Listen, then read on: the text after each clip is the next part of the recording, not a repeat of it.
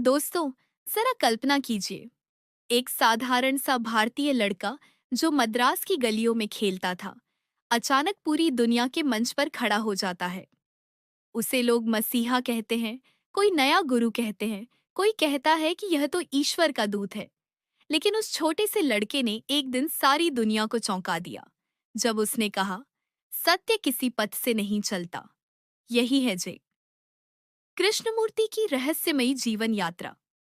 सन 1895 भारत के आंध्र प्रदेश में एक ब्राह्मण परिवार में कृष्णमूर्ति का जन्म हुआ। बचपन में वो बहुत कमजोर और बीमार किस्म के बच्चे थे।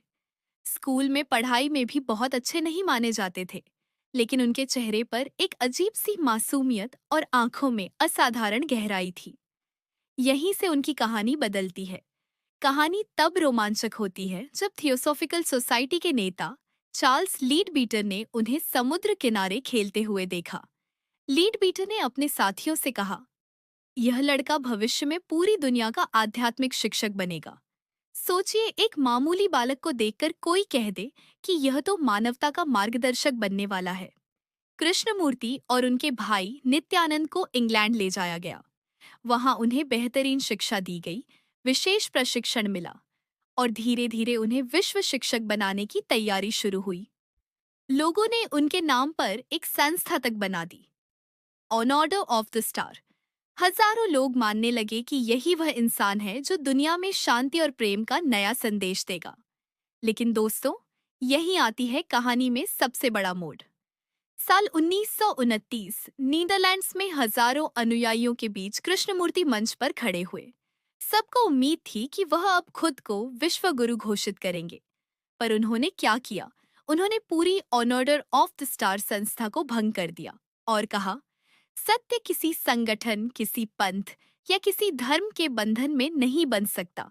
सत्य एक जीवित चीज है और इसे कोई संस्था कैद नहीं कर सकती। जरा सोचिए, लोग उन्हें भगवान का दूत मान रहे थे और उन्होंने सब कुछ ठुकरा दिया। उन्होंने कहा, मैं कोई गुरु नहीं हूँ, मैं कोई मसीहा नहीं हूँ। आप खुद अपने भीतर झांकिए, क्योंकि सत्य वही है। यह वाकई क्रांतिकारी था। इसके बाद कृष्णमूर्ति ने अपना पूरा जीवन दुनिया भर की यात्रा में बिताया। उन्होंने अमेरिका, यूरोप, भारत और दुनिया के कई देशों में जाकर साधारण भाषा में जीवन के सबसे कठिन सवालों पर बातें की। उन्होंने राजनीति, धर्म, शिक्षा और रिश्तों की जटिलताओं पर बहुत गहराई से चर्चा की। लेकिन उनकी सबसे खास बात यह थी कि वे कोई समाधान थोपते नहीं थे। वे कहते थे, मैं केवल एक दर्पण हूँ, आपको अपनी ही सच्चाई देखनी है। कृष्णमूर्ति का जीवन रहस्यमयी इसलिए भी लगता है क्योंकि उन्होंने कभी कोई अनुयायी नहीं बनाए। उन्होंने न कोई आश्रम खोला, न कोई पंथ। उनका कहना था कि जैसे ही आप किसी को गुरु मान लेते हैं, आप स्वतंत्र नहीं रहते। और उनका पूरा संदेश था पूर्ण स्वतंत्रता। उन्होंने हमें यह सिखाया कि असली ध्यान कोई तकनीक नहीं, बल्कि जीवन के हर क्षण को पूरी जागरूकता से जीना है। असली शिक्षा वह है जो बच्चे को स्वतंत्र सोचने दे, न कि केवल रटने पर मजबूर करे। और असली धर्म वह है जहां मनुष्य बिना किसी डर और बिना किसी अंधविश्वास के जी सके। दोस्तों जी, कृष्णमूर्ति का जीवन हमें यह याद दिलाता है कि सच्चाई बाहर कहीं नहीं है, न किताबों में, न गुरुओं में, न मंदिरों मस्जिदों में। सच्चाई हमारे अपने भीतर है। और जब हम पूरे ध्यान से खुद को समझना शुरू करते हैं, तब धीरे धीरे जीवन का रहस्य खुलने लगता है।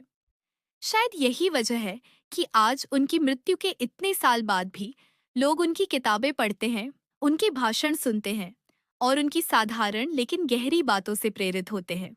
तो दोस्तों, जे कृष्णमूर्ति की जीवन यात्रा सिर्फ एक इंसान की कहानी नहीं है, बल्कि यह हमें एक आईना दिखाती है कि क्या हम अपने भीतर झांकने की हिम्मत रखते हैं? क्या हम बिना किसी सहारे के सच को देखने के लिए तैयार हैं? यही है उस रहस्यमयी जीवन का सबसे बड़ा उपहार।